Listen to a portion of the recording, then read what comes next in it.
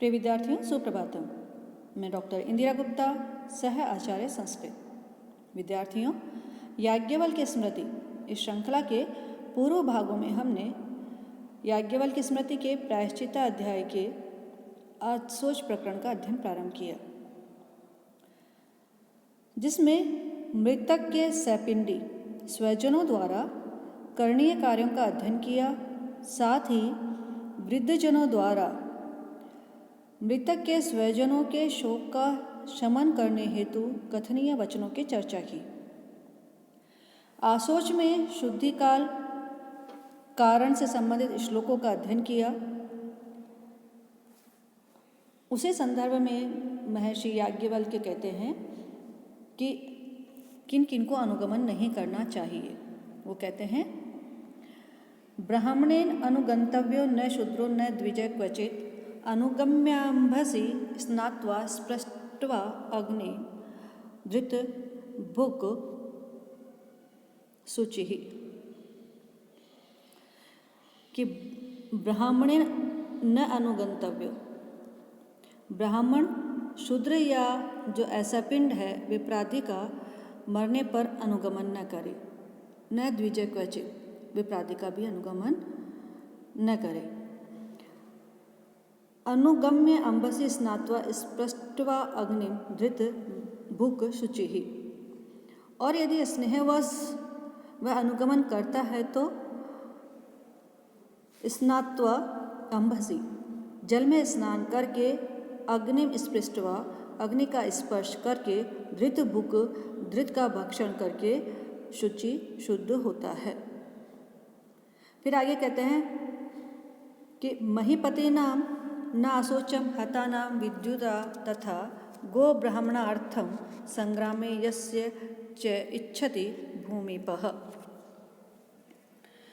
कि महीपति नाम राजाओं को,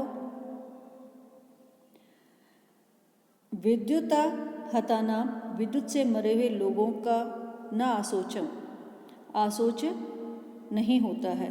साथ में वो और भी बताते हैं कि गो ब्राह्मणार्थ संग्रामे, गाय और ब्राह्मण की रक्षा में मारे गए लोगों का भी आशोच नहीं होता है। संग्राम में यस्य च इच्छति भूमिपः, और जिस व्यक्ति का आशोच न होने दे, न इच्छति आएगा कि संग्राम में यस्य न इच्छति भूमिपः, और राजा जिस व्यक्ति का आशोच न होने देना चाहे उसका भी आशोच नहीं होता। कहने का है कि महीपति नाम नाशोचम हतानाम विद्युता, तथा कि राजाओं को विद्युत से मरे लोगों का तथा गाय और ब्राह्मण की रक्षा में मारे गए लोगों का आशोच नहीं होता है। साथ ही यस्य न इच्छति भूमिपः, राजा जिस व्यक्ति का आशोच न होने देना चाहे उसका भी आशोच नहीं होता है। आगे फिर कहते हैं कि ऋत्विजाम दीक्षितानाम च यज्ञीयम कर्म कुर्वताम सत्रिव्रति ब्रह्मचारिण दात्री ब्रह्मविदाम तथा। ऋत्विजाम जो ऋत्विज हैं, वेतानोपासना में वृत आचार्य हैं। दीक्षितानाम जो दीक्षित हैं, अर्थात यज्ञ कर्म में दीक्षित यजमानों, और यज्ञीयम कर्म और यज्ञ का काम करने वाले, कुर्वता जो करने वाले हैं, सत्रिव्रति ब्रह्मचारी जो यज्ञ करने वाले हैं, व्रति जो व्रतधारी हैं, ब्रह्मचारी ब्रह्मचारी हैं, दात्री दाता तथा ब्रह्मविदाम तथा ब्रह्मज्ञानी का शीघ्र ही आशोच हो जाता है, शीघ्र ही सद्य शोच हो जाता है, मतलब शीघ्र ही शुद्धि हो जाती है। साथ ही वो कहते हैं दाने विवाहे यज्ञ च संग्रामे देव विप्लवे, कि दान विवाह यज्ञ युद्ध देश विप्लवे, देश में उपद्रव, आपद्यपि ही कष्टायाम, तक कष्टदायी जो आपत्ति होती है, जैसे कि रोग आदि के शमनार्थ दान आदि दिया जाता है, भोजन आदि के अभाव में इस तरह के कष्टों के होने पर सद्य शोचम विधीयते, शीघ्र ही शोच हो जाता है, शीघ्र ही शुद्धि हो जाती है। ऋत्विज जो कि वेतनोपासना में रहते हैं, उसका आचरण करते हैं। ऐसे आचार्य जो दीक्षित हैं, यज्ञ कर्म में दीक्षित यजमान आदि, और यज्ञ का काम करने वाले, यज्ञ करने वाले, व्रती, ब्रह्मचारी, दाता, ब्रह्मज्ञानी, साथ ही दान, विवाह, यज्ञ, युद्ध, देश में उपद्रव तथा कष्टदायी जो आपत्तियां होती हैं, जैसे कि भोजन का अभाव है या रोग आदि हैं, ऐसे में शीघ्र ही शुद्धि हो जाती है, उसमें अधिक समय की अपेक्षा नहीं होती। आगे फिर महर्षि याज्ञवल्क्य कहते हैं कि उदक्या अशुचि भी स्नायात संस्पृष्टस्य तै उपस्पृशेत अबलिंगानि जपेत चैव गायत्री मनसा सकृत। वे कहते हैं कि उदक्या अशुचि भी स्नायात संस्पृष्ट तई उपस्पृशेत, कि जो रजस्त वाला स्त्री है तथा अशुचि जो शव हैं, चांडाल आदि हैं, उनसे स्पृष्ट हो जाने पर स्नायात स्नान करें, और उपस्पृशित यदि इन लोगों से जो रजस्वलादि स्त्रियां हैं, इनके से स्पृष्ट कोई व्यक्ति है, छुआ हुआ कोई व्यक्ति है, स्पर्श किया हुआ व्यक्ति है, उसके स्पर्श हो जाने पर अबलिंगानि जपेत चैव गायत्री मनसा सकृत, कि आपोहिष्टा जो इत्यादि मंत्र हैं, इन मंत्रों का जप करके सकृत एक बार गायत्री का मन से जप करें। कहने का है कि कोई भी जो अशुद्ध के व्यक्ति के स्पर्श होने पर स्नान करे, और इन से स्पृष्ट व्यक्ति से स्पर्श हो जाने पर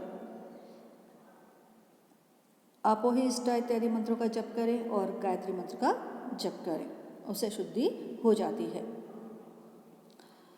कालो अग्नि कर्म मृत वायु मनोज्ञानम तपोजलम पश्चातापो निराहार है सर्वे अमी शुद्धि हेतवः। आगे वह शुद्धि के कारणों के कहते हैं कि कौन कौन से जो वस्तु हैं या पदार्थ हैं जो कि शुद्धि के कारक होते हैं। तो कहते हैं कि कालो अग्नि, काल समय, जो दशरात्र आदि हैं वे समय, अग्नि, कर्म, मृत वायु, मृत मतलब मिट्टी, वायु जो पवन होती है, मन, ज्ञान, तप, जलम, ज्ञान, दान और जल, तप।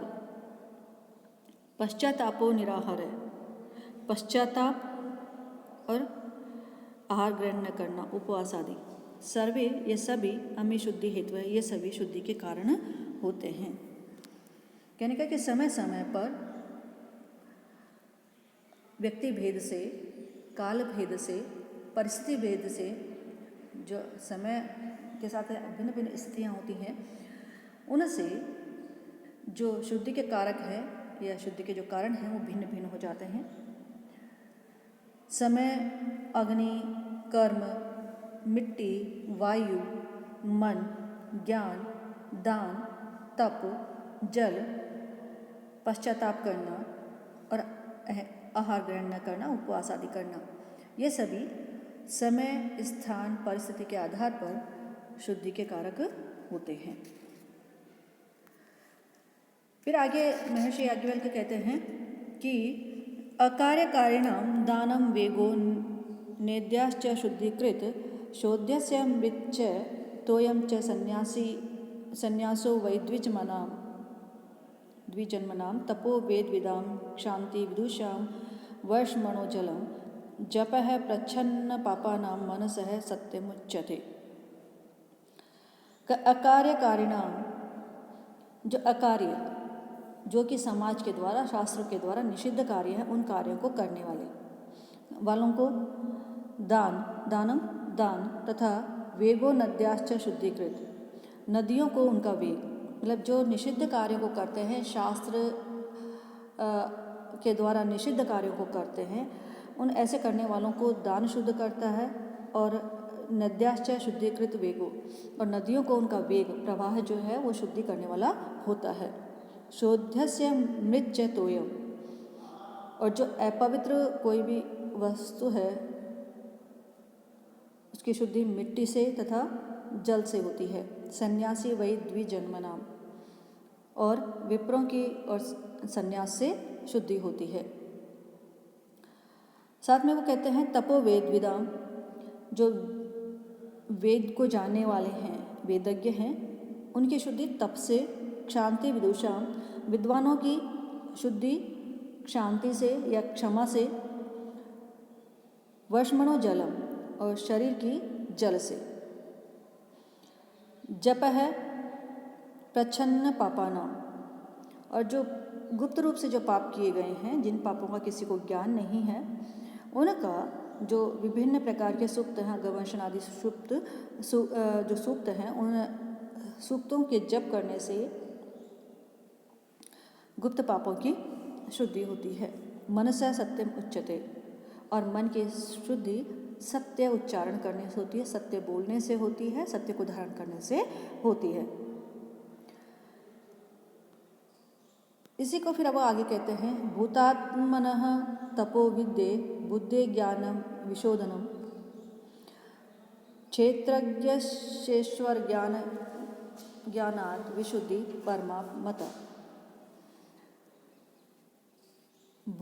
भूतात्मना, जो भूतात्मा की तपो विद्ये, तप से शुद्धि और विद्या से शुद्धि जाननी चाहिए। बुद्धि ज्ञानम, बुद्धि का ज्ञान से तथा विशोधनम से शुद्धि होती है। कहने का है कि भूतात्मा की तप और विद्या से, बुद्धि का ज्ञान से शुद्धि होती है, उससे शुद्धि जाननी चाहिए। क्षेत्रज्ञ ईश्वर